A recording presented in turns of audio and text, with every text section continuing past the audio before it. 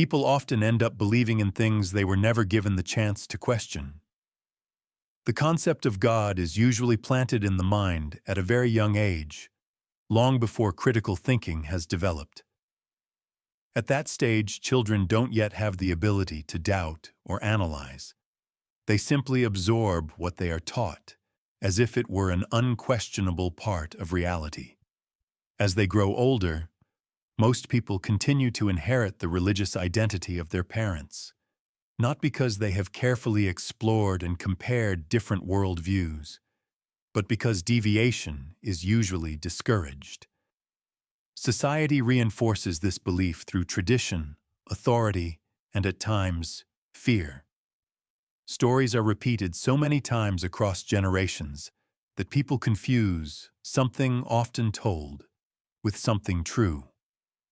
Yet feelings are not evidence. Faith in God does not endure because of scientific proof or logical reasoning, but because culture, community, and social discipline constantly sustain it. When we step back and examine the foundations of this belief, it becomes clear that it rests more on the human need for emotional comfort than on rational demonstration. Throughout history, thousands of gods were once worshipped as ultimate truth, and yet, none of them lasted forever. They faded away like outdated maps that people once trusted, only to be replaced as human knowledge advanced. One of the most basic principles of science and logic is that the burden of proof lies with the person making the claim. If someone insists there is an invisible dragon in their garage, it is not our responsibility to disprove it. The burden falls on them to provide convincing evidence that it exists. Yet when it comes to religion, this rule is reversed.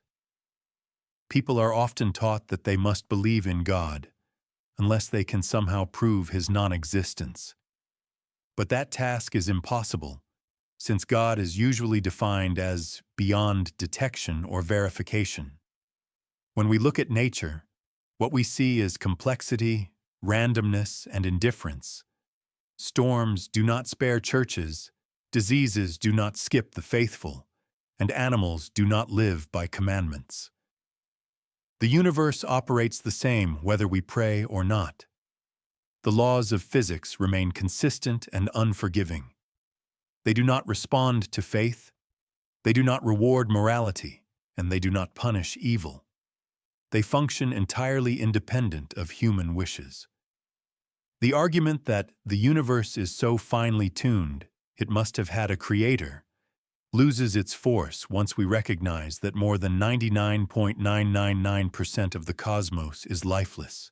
Barren planets, empty space, and billions of galaxies utterly indifferent to our fragile existence.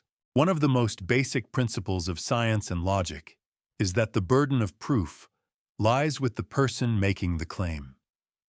If someone insists there is an invisible dragon in their garage, it is not our responsibility to disprove it.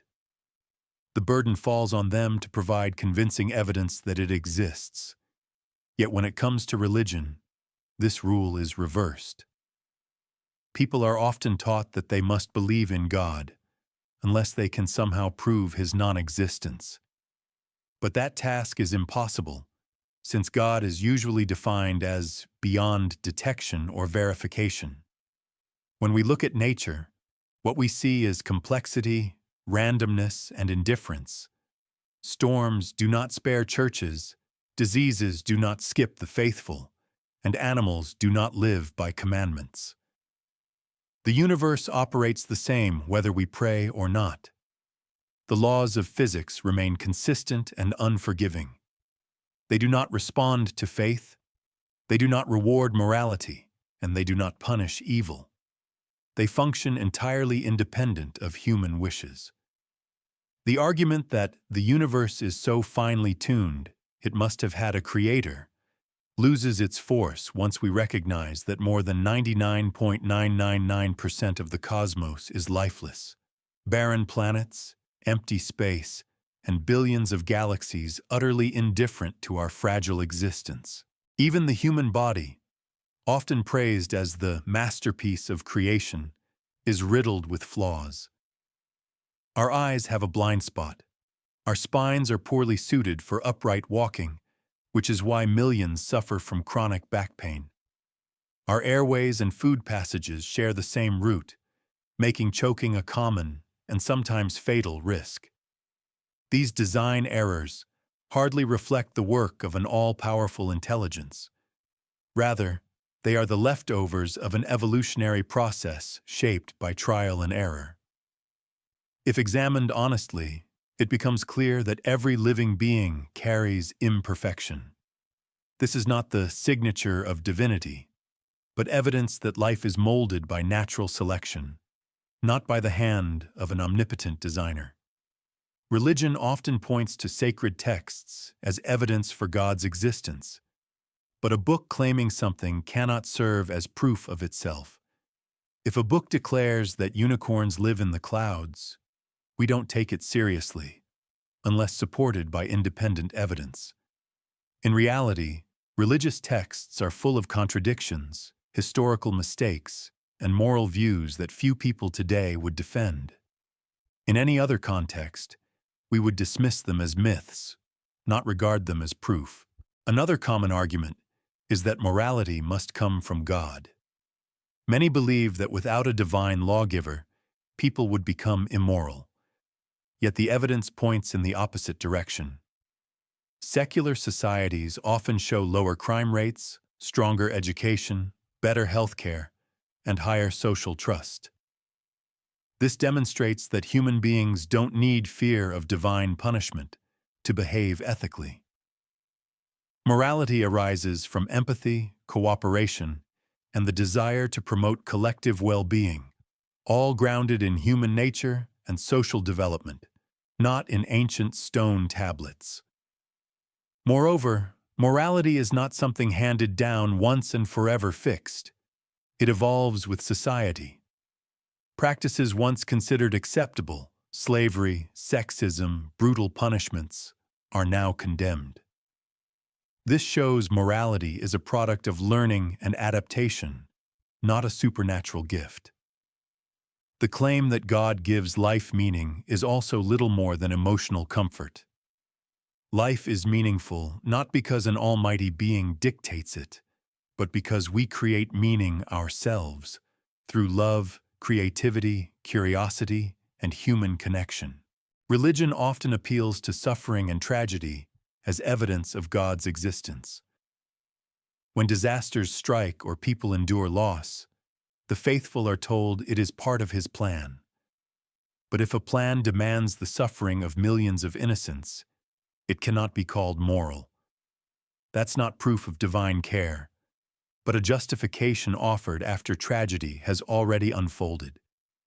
In reality, disasters don't discriminate by belief. Earthquakes swallow churches as easily as any other building. Tsunamis drown the prayerful and the non-believer alike. Children starve whether they pray or not. This shows the universe operates under natural laws, unaffected by faith or petitions.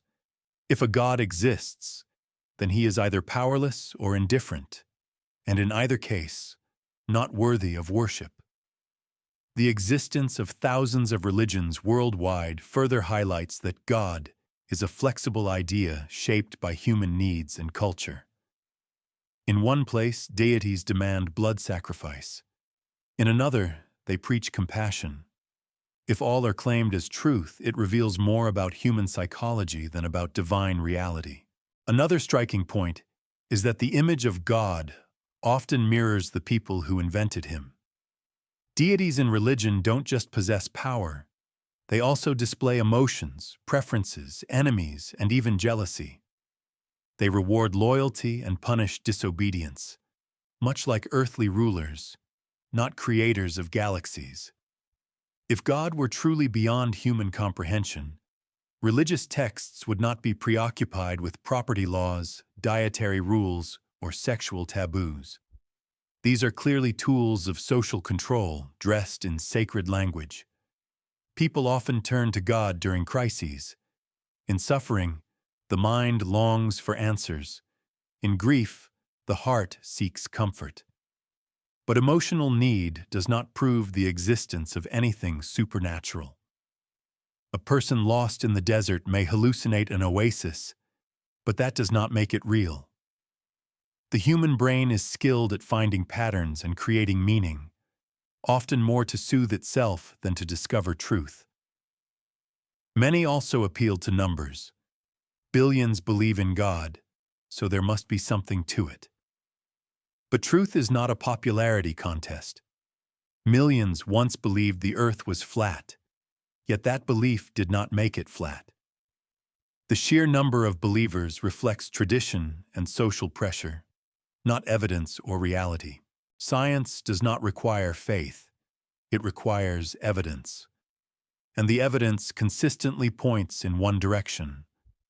We live in a universe governed by natural laws, not by the will of an invisible being.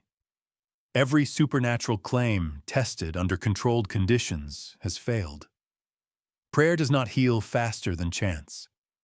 Blessings do not stop bullets. Holy water does not sterilize wounds. These are not opinions. They are observable, verifiable outcomes. If God truly existed, hiding would be unnecessary. The very need for faith reveals the absence of evidence. We don't need faith to believe in gravity or electricity, because their effects are visible every day. Faith is only required when evidence is missing, and when something cannot be detected, tested, or observed, belief in it becomes a personal choice rather than a conclusion drawn from reality. The idea of God once served a purpose. It filled the gaps when humans didn't understand lightning, plagues, or other natural phenomena. But today, those gaps are shrinking thanks to science. Not because we are closing our minds, but because we are opening our eyes.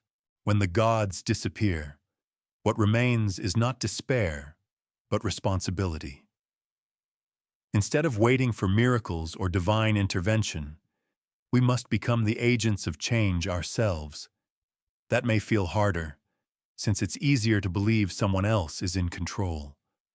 But the very fact that no one is in control for us is what gives us real power. We have the ability to shape our own world. What humanity needs is not more blind faith, but more courage to face reality as it is.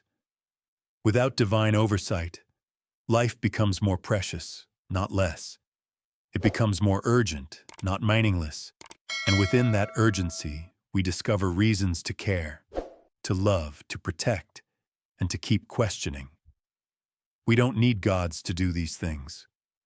We only need to be human, with empathy, creativity, and the desire to build a better world. Freedom from illusion does not bring emptiness. It opens the door to living fully, meaningfully, and responsibly in a universe that is vast, indifferent, yet profoundly real.